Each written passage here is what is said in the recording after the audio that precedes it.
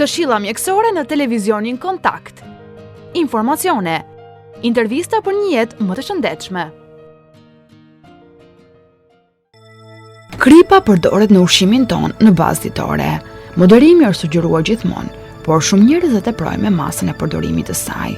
Kripa e tavolinës përmban 40% natrium dhe 60% klorid, që do të thosë se çdo lugë çaj me kripë përmban rreth 2000 mg sodium. Në përgjithësi është e rekomanduar të konsumohet jo më shumë se 2300 mg sodium në ditë. Megjithatë, konsumi mesatar i kripës është të paktën 2 herë sa ajo e rekomanduar. Por kripa e tepërt mund të çojnë efekte shëndetësore afatgjata. Shenjat paralajmëruese të konsumit të tepruar të kripës janë: etja e tepërt. Sodiumi ju bën të etur, sepse mbisësia e tij prish balancin e lëngjeve në qelizat tuaja. Kur konsumojmë kripë, organet tërheqin ujë nga qelizat e gjakut. Në këtë proces, truri ynë thotë që ne kemi nevojë për ujë dhe na bën të ndihemi shumë të etur. Fryrja.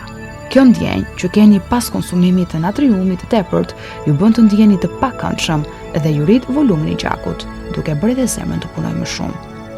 Dëshira për ushqime të kripura. Merrni shënim dëshirat për ushqime të kripura, pasi kjo mund të jetë një shenjë paralajmëruese për konsumin e tepërt të kripës. Kripa punon në veshkat tuaja duke bërë trupin të mbajë më shumë ujë.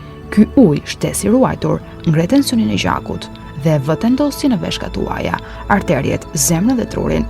Presioni shtesë i gjakut i shkaktuar nga kripa vë vendosje shtesë në brendësinë e arterieve tuaja. Ushqimi dhe tretja luajnë një rol thelbësor në parandalimin dhe shërimin e osteoporozës, por kripa e tepërt rrit humbjen e kalciumit në urinë, ku një pjesë e saj është marrë nga kockat. Po ashtu, konsumimi i tepërt i kripës çon ugurët në veshka. Veshkat janë përgjegjëse për mbajtjen dhe lëshimin e ujit. Konsumi i lartë i kripës mund ta pengojë këtë proces. Gurët në veshka shkaktohen nga kalciumi urinar. Ky i fundit rritet nga konsumi i lartë i kripës. Kripa e shumtë në ushqim mund të rrisë rrezikun e kancerit në stomak. Edhe kjo është gjithashtu një nga ushqimet që mund të shkaktojë kancer dhe që duhet shmangur. Eksploroni shije të tjera. Kripa nuk është opsioni juaj i vetëm. Ju mund të shtoni lëng limoni për të rregulluar shijen e ushqimit ose dhe pak piper të kuq.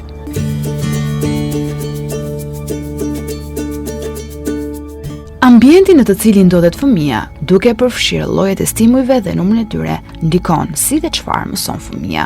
Një studim i ri ka gjetur se prania e zhrumave në sfond, në shtëpi apo në shkollë, e bën më të vështirë mësimin e fjalëve të reja tek foshnjët. Studimi po ashtu gjeti se ofrimi ndihmave shtesë gjuhësore ndihmon fëmijët e vegjël të rikuperojnë efektet e zhrumave në sfond. Shtëpitë moderne janë të mbushura plot me shpërqendrues, siç janë televizori, radio apo njerëzit duke folur, që mund të ndikojnë mënyrën si fëmia mëson fjalë në moshë të hershme. Ky studim sugjeron se të rriturit duhet të jenë të dërgjeshëm për sasinë e të folurave në sfond kur ndërveprojnë me fëmijët e vegjël, thot Brianna Macmillan, udhëheqëse e studimit. Studimet rreth ndikimit të zhurmave në ambient sugjerojnë se shumë zhurmë mund të ndikojë tek zhvillimi kognitiv dhe psikofiziologjik i fëmijës, siç demonstrohen më pas në performancë të dobët akademike dhe rritje nivelit të kortizolit dhe rajeve të zemrës. Gjithsesi, fëmijët rrallëherë gjenden në ambiente të qeta kur mësojnë, ndaj autorët sugjerojnë reduktimin e zhurmave në ambient sa të jetë e mundur dhe theksimin e informacioneve të rëndësishme nga mësuesit dhe prindërit. Këshilla mjekësore në televizionin Kontakt. Informacione. Intervista për një jetë më të shëndetshme.